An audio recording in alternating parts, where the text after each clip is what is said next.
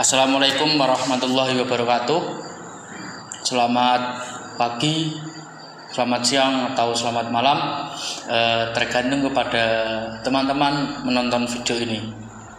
Sebelumnya, perkenalkan, nama saya Ahmad Bais, NPM 3622110015 dari Prodi STI Universitas IFET Semarang. Di sini saya akan mempresentasikan sebuah materi tentang desain grafis dengan menggunakan bahasa Indonesia yang baik dan benar untuk memenuhi tugas mata kuliah bahasa Indonesia yang diampu oleh Ibu Arlis Muryani.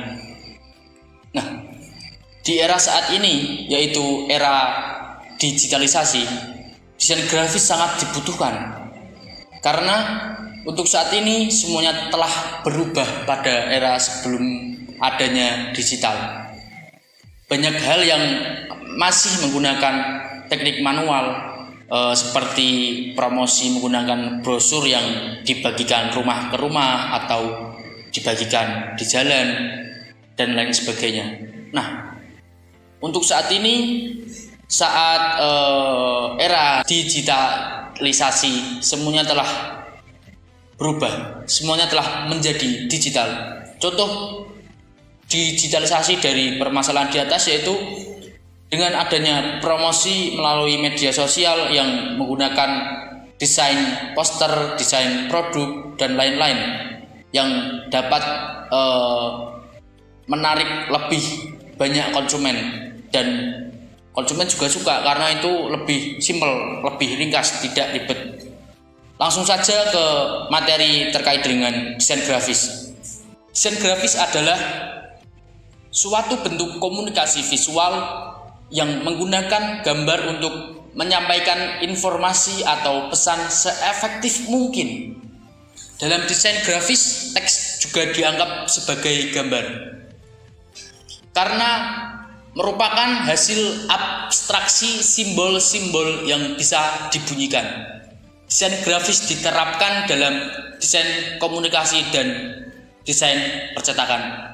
Seperti jenis desain lainnya, yaitu desain grafis dapat merujuk kepada proses pembuatan, metode merancang produk yang menghasilkan rancangan, ataupun disiplin ilmu yang digunakan, yaitu disiplin ilmu desain.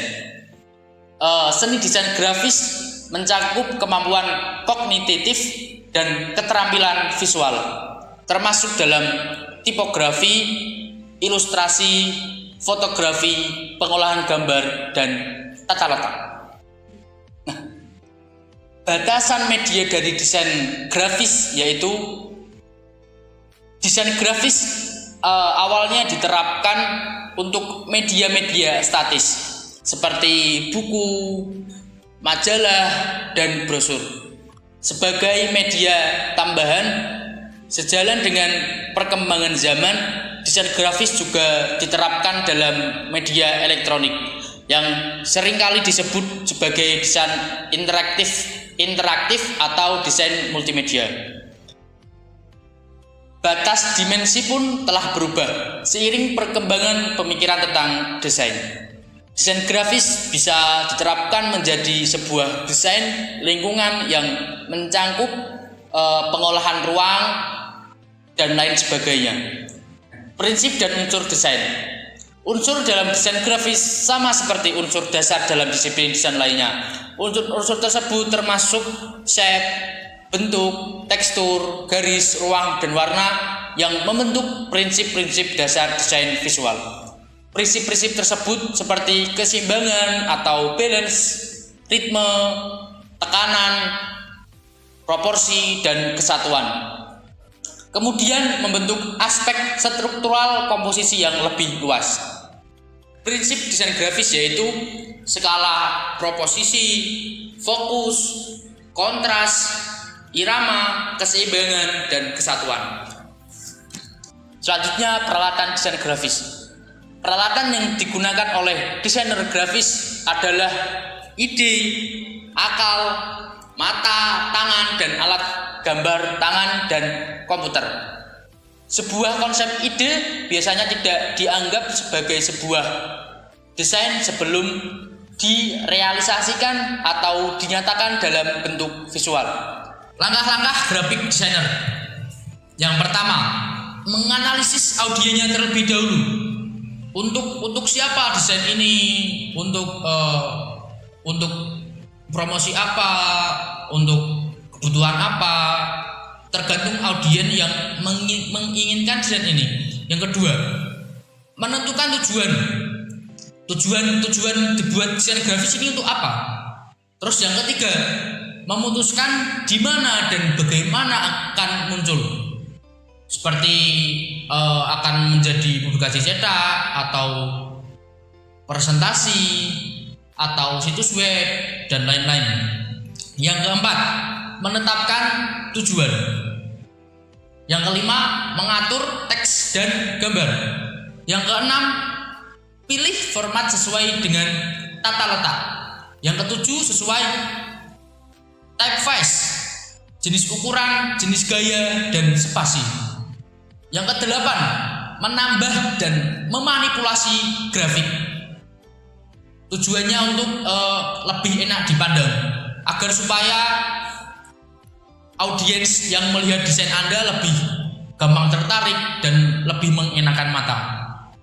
Selanjutnya, mengatur teks dan gambar. Selanjutnya, proses proofing. Proofing adalah semisal ada sebuah desain, sebelum kita cetak dalam jumlah banyak atau jumlah besar, kita coba satu dulu, apakah sesuai dengan apa yang kita mau atau tidak. Kalau semisal oke, kita lanjut, kalau semisal tidak, kita perbaiki dahulu. Nah, itu yang dinamakan dengan proses proofing. Yang terakhir yaitu memperbaiki dan menyempurnakan apa yang saya bilang pada proses proofing tadi. Nah, dari tadi saya telah menjelaskan tentang desain grafis, tetapi saya belum menjelaskan untuk mendesain itu harus menggunakan apa. Nah, sekarang saya jelaskan yaitu tentang program pengolahan grafis. Yang pertama ada aplikasi pengolah tata letak atau layout. Program ini sering digunakan untuk keperluan pembuatan brosur, pamflet, booklet, poster, dan lain sejenisnya. Program ini mampu mengatur penempatan teks dan gambar yang diambil dari program lain. Contoh aplikasinya adalah Adobe Photoshop. Selanjutnya yaitu aplikasi pengolah vektor atau garis. Program yang termasuk dalam kelompok ini dapat digunakan untuk membuat gambar dalam bentuk vektor ataupun garis, sehingga sering disebut sebagai ilustrator program. Seluruh objek yang dihasilkan berupa kombinasi beberapa garis, baik berupa garis lurus maupun melengkung. Contoh aplikasinya yaitu ada Adobe Illustration dan Corel Draw, dan masih banyak lainnya tentu. Aplikasi pengolah film atau video. Program yang termaksud dalam kelompok ini dapat dimanfaatkan untuk mengolah film dalam berbagai macam format. Yang pertama yaitu pemberian judul teks, seperti teks terjemah, subtitle, dan lain-lain. Juga dapat diolah menggunakan program ini. Umumnya pemberian efek khusus seperti suara ledakan, desingan peluru, ombak, dan lain-lain juga dapat dibuat menggunakan aplikasi ini. Contoh dari aplikasi pengolah film dan video itu seperti Adobe Premiere, Filmora, Adobe After Effects, dan lain-lain. Yang terakhir yaitu aplikasi pengolah multimedia. Program yang termasuk dalam kelompok ini biasanya digunakan untuk membuat sebuah karya dalam bentuk multimedia berisi promosi, profil, perusahaan maupun yang sejenisnya, dan dikemas dalam bentuk CD maupun DVD. Multimedia tersebut dapat berisi film atau movie, animasi, teks, gambar, dan suara yang dirancang sedemikian rupa sehingga pesan yang disampaikan lebih interaktif atau lebih menarik. Di dalam desain grafis itu ada yang namanya vektor dan bitmap.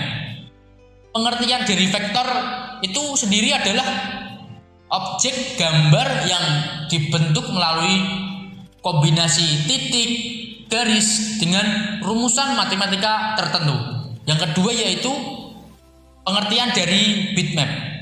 Grafis bitmap adalah objek gambar yang dibentuk berdasarkan titik-titik dan kombinasi warna.